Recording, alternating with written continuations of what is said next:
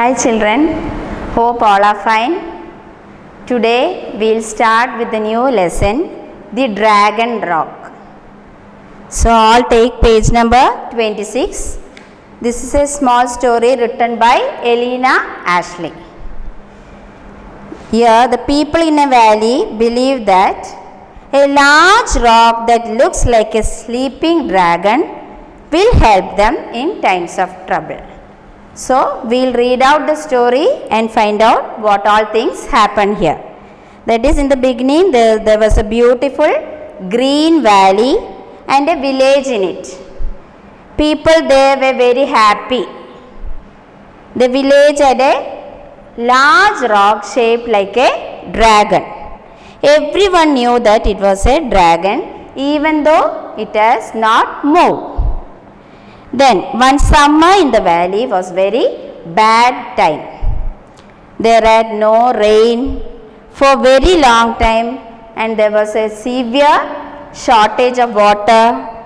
The heat affected everything and everyone also. Plants began to wither. Animals became thin and sleepy. People became lazy and tired. People began to struggle every day. So the children continued to believe in this dragon. They collected dry flowers and scattered them around the dragon rock. Then they sang a song about the dragon and danced around it. Suddenly the dragon rock came alive. It sneezed twice and the force of its sneeze split open the earth and created a whirlwind. It brought up water. Thus water came. A forceful, clean water came outside. The people rejoiced greatly. They became happy. Then they decided to commemorate. So remember this event every year as Water Dragon Day. So this is the story. We'll read and find out. So all take page number 26 in your textbook.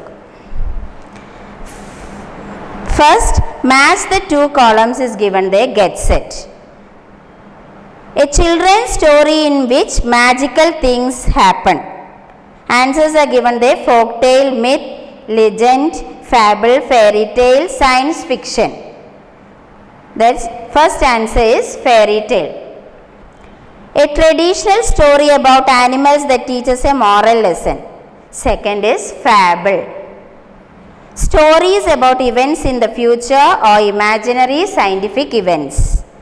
Third one, science fiction, about science. An ancient story that narrates natural or historical events, that is legend.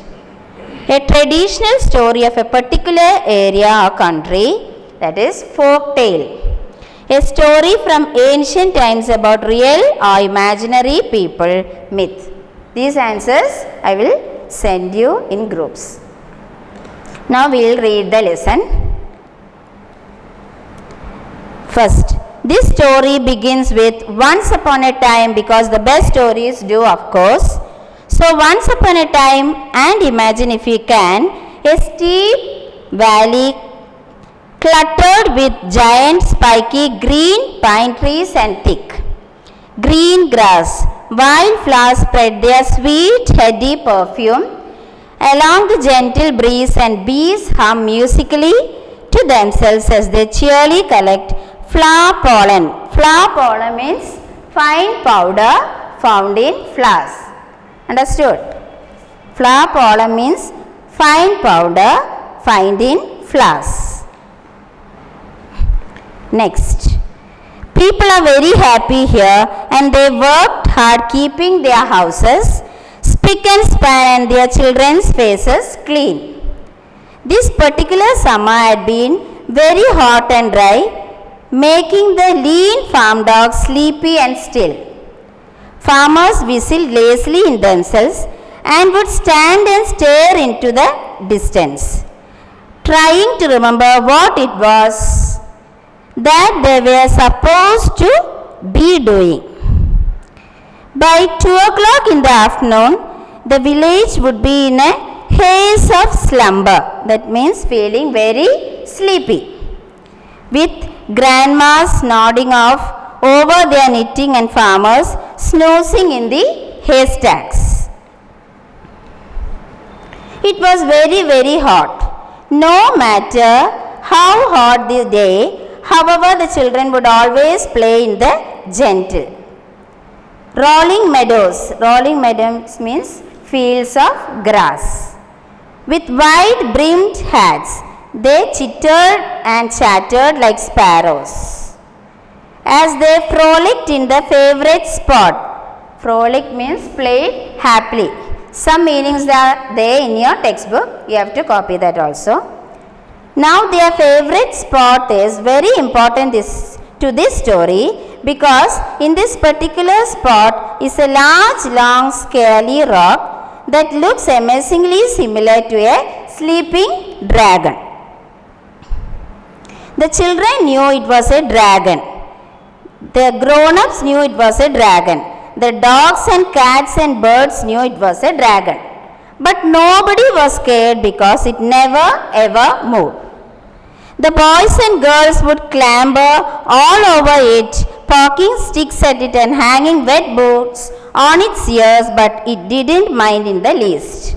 The men would sometimes chop firewood on its zigzag tail because it was just the right height, and the ladies weaving group often spun sheep fleece, that means made wool from sheep hair, on its spikes. Spikes means pointed area. Often on a cool night when the stars twinkled brightly in a velvet sky and the children were peacefully asleep, the grown-ups would settle for the evening with a mug of steaming cocoa in a soft cushioned armchair. Then the stories about how the dragon got there began. Nobody knew for sure. There were many different versions depending on which family told the tale. Tale means story. But the one thing that everybody agreed on was this. You can find there a small song. That is, first is, in times of trouble, the dragon will wake and free the village by making a lake. So this is a little poem given there, was etched into everybody's minds. So here comes section 1. So what all things happen there in section 1?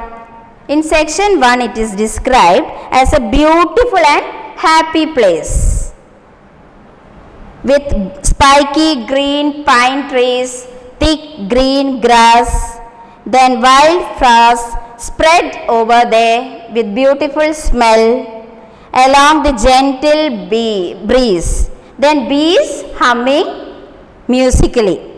Then boys and girls clambered over the dragon rock, then poked sticks at it and hung wet boots on its ears.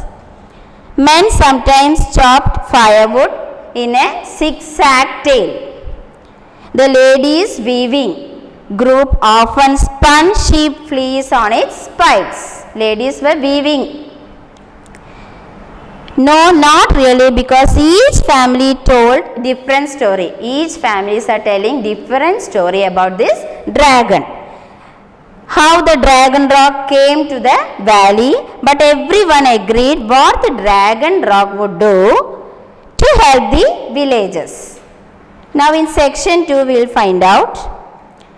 The days went by slowly, quietly, and most importantly without any rain. There had been no rain in the valley for as long as the children could remember.